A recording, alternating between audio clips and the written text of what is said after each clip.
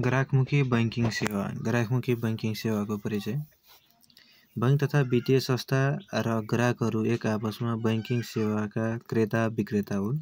यस्ता सेवाहरूमा निक्षेप, कर्जा, रकमान्तरण, साख सिर्जना, विदेशी मुद्रा विनिमय आदि पर्दछन्। बैंक तथा वित्तीय संस्थाले ग्राहकको आवश्यकता तथा चाहना अनुसार बैंकिङ सेवा प्रदान गर्ने कार्यलाई ग्राहकमुखी बैंकिङ सेवा भनिन्छ। नाफामुखी बैंक तथा वित्तीय संस्थाहरूले आफ्नो नाफालाई अधिकतम बनाउन दीर्घकालसम्म ग्राहकहरूलाई उनीहरूको आवश्यकता तथा चाहना अनुसार आकर्षक र भरपर्दो तथा स्तरीय सेवा प्रदान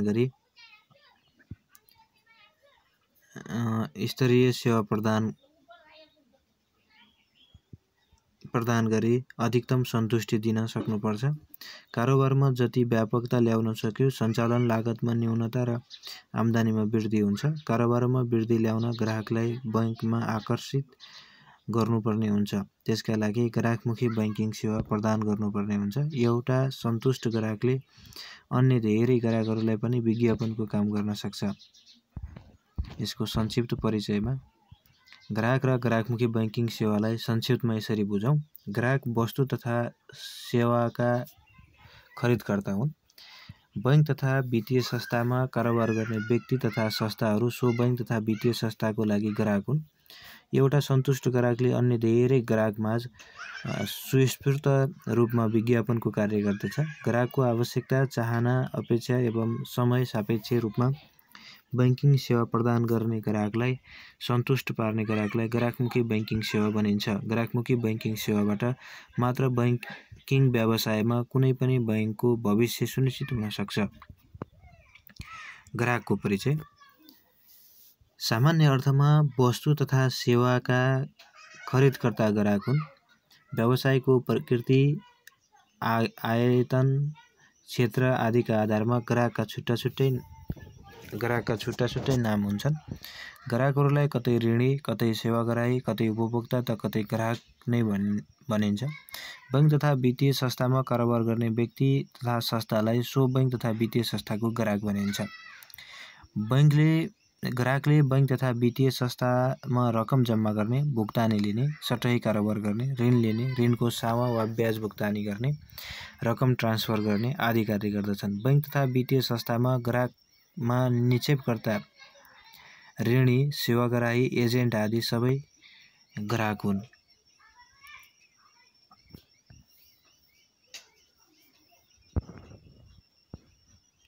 ग्राहकका प्रकारहरू। कानुनी मान्यता प्राप्त व्यक्ति जो कोही पनि बैंकको ग्राहक बन्न सक्छ। बैंकको प्रत्यक्ष ग्राहक बन्न बालिग, ठोस ठेगानमा भएको र जीवित व्यक्ति वा संस्था हुनुपर्दछ। त्यस्ता ग्राहकहरूलाई आफ्नो मान्यता र नियम अनुसार कारोबारको आधारमा बैंक तथा वित्तीय संस्थाले विशिष्ट, मध्यम र साधारण ग्राहकको रूपमा वर्गीकरण गरी सेवा दिने गर्दछन्। बैंकका ग्राहकहरूलाई निम्न अनुसार वर्गीकरण गर्न सकिन्छ।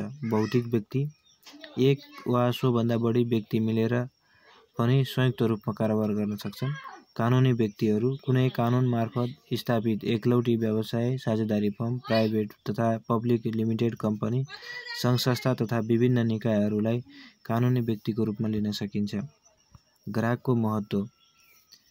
ग्राहक बिनाको बैंकिङ व्यवसाय कल्पना पनि गर्न सकिन्न। बैंक तथा वित्तीय संस्थाहरू ग्राहकहरूलाई सेवा बिक्री गर्दछन्। जहाँ ग्राहक छन् त्यहाँ नै बैंकको सेवा बिक्री हुन्छ। त्यसकारण ग्राहक नै बैंक तथा वित्तीय संस्थालाई जीवन्त र स्थायी रूप दिने प्रमुख आधार हुन्। बैंकमा कोषको स्थापना गर्न, कोषको प्रयोग गर्न, अन्य बैंकिङ सेवाको विस्तार गरी आय आर्जन गर्न ग्राहकको भूमिका महत्त्वपूर्ण रहन्छ। ग्राहक नै बैंकिङ व्यवसायको सर्वोच्च केन्द्रबिन्दु भएर बसेका हुन्छन्। ग्राहकले जम्मा गरेको निक्षेप लगानी गरी बैंक तथा वित्तीय संस्थाले नाफा आर्जन गर्दछन्। त्यसैले बैंकिङ व्यवसायमा ग्राहकको अत्यन्तै ठूलो महत्त्व रहेको छ। अर्को टपिक्स, ग्राहकमुखी बैंकिङ सेवा दिँदा अपनाउनु पर्ने तरिका। ग्राहकसँग नम्र व्यवहार गर्ने र छिटो छरितो सेवा उपलब्ध गराउन तत्पर रहने, भरपर्दो, विश्वासिलो र सर्वसुलभ सेवा प्रदान गर्ने, नवीन वैज्ञानिक प्रविधिको प्रयोग गरी सेवा प्रदान गर्ने, नयाँ योजनाहरू ल्याई सेवा प्रणालीलाई अद्यावधिक गर्ने, निक्षेपमा अधिकतम ब्याज दिने तथा सापटीमा न्यूनतम ब्याज लिने प्रयत्न गर्ने, नयाँ प्रोडक्ट ल्याउनु अघि अनुसन्धान र सर्वेक्षण गर्ने, ग्राहकको आवश्यकता, चाहना, मान्यता तथा आकांक्षामा आउने परिवर्तनको विश्लेषण गर्ने, सुझाव तथा गुनासोको समयमै सम्बोधन गर्ने, ग्राहक सम्बन्धका बारेमा तालिम प्रदान गरी कर्मचारीहरूलाई ग्राहक मन्त्री बनाउने। त्यसैगरी अर्को टपिक ग्राहकसँग सम्बन्ध कायम गर्नु अघि ध्यान पुर्याउनु पर्ने कुराहरू। व्यक्तिगत पक्षहरू उमेर, जीवनशैली, पेशा, आर्थिक अवस्था, व्यक्तित्व, रुचि र ज्ञान।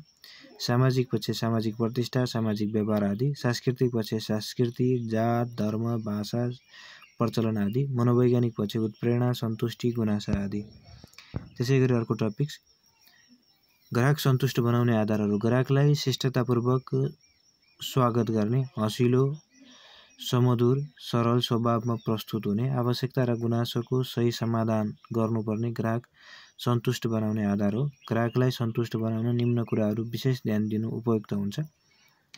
भौतिक सुविधा, आकर्षक सहयोगी डेस्कको व्यवस्था, उपयुक्त स्थान संरचना र डिजाइन, प्रतीक्षालय, आराम कक्ष, स्तनपान कक्ष, पिउने पानी, शौचालय, अपाङ्ग मन्त्री कार्यस्थल आदिको उचित व्यवस्था, पत्रिका, टेलिफोन, निःशुल्क वाइफाई जोन आदि सुविधा, सुझाव पेटिकाको व्यवस्था, सेवा लिने पालोको लागि इलेक्ट्रोनिक्स टोकन प्रणाली आदि। सेवा प्रवाह, उचित, छिटो र स्तरीय सेवा, पहिला आउनेलाई पहिला सेवाको आधारमा सेवा प्रवाह, राम्रो व्यवहार र असल चालचलन, सहयोगी र समाधानयुक्त व्यवहार, हाँसी खुसी एवं शिष्ट बोली वचन। हस् त, धन्यवाद।